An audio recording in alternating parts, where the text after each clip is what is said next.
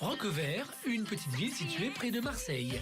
Ici Merde alors, je vais aller les frapper, c'est à côté de chez moi. J'ai beaucoup de racines blanches. Beaucoup. Ça n'oublie pas, hein.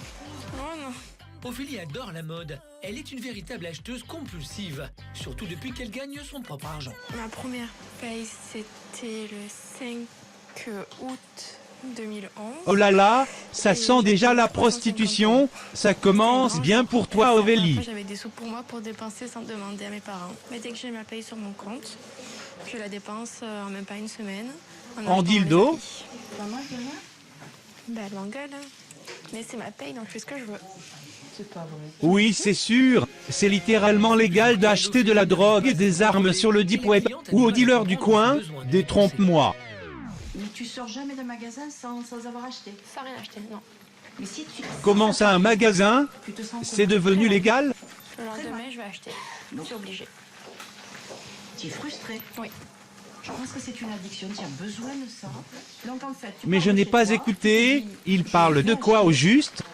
Où, quand, comment, pourquoi, tu sais Bon, pas. arrêtons les trolls. Là, je dépense. Comme toutes les putes de son âge, Aurélie est obsédée par les vêtements, pour ensuite impressionner ses clients, pour gagner plus d'argent, et avec cet argent s'acheter d'autres habits, pour rester dans la mode des putes. Mais je ne veux pas vous spoiler la suite, wesh ma gueule. J'ai repéré encore plusieurs choses. Là, elle m'a pas dit, j'y vais. Ouais, tu vas acheter quoi? Mais des habits, hein, comme d'hab.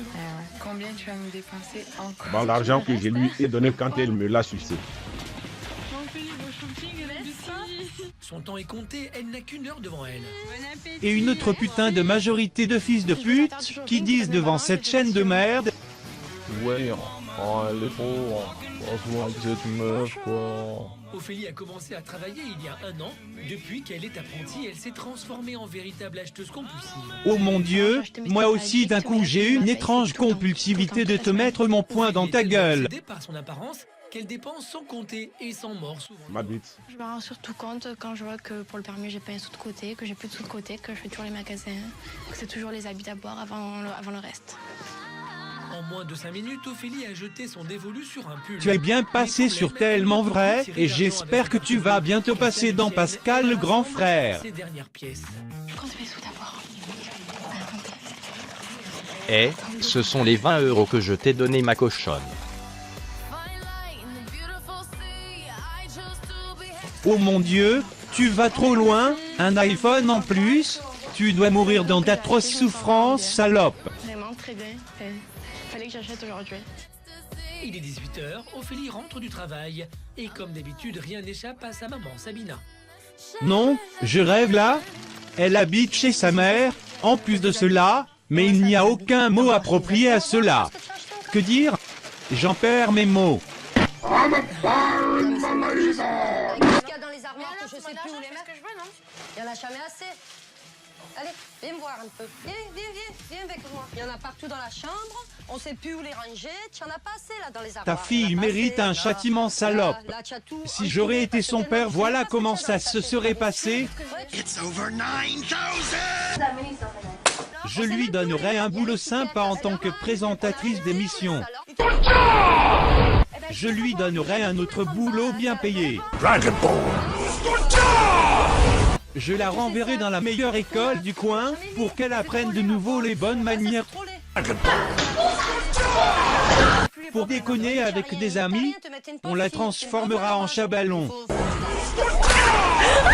Et enfin, quand elle sera vieille, on lui offrira un chien. Fille, le dialogue est rompu. Sabina ne sait plus quoi faire pour raisonner Ophélie. Auréline?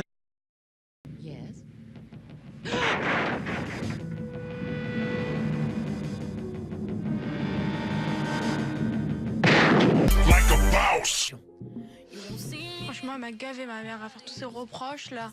Ça, je fais ce que je veux, c'est pas son problème, c'est mon argent que je sache.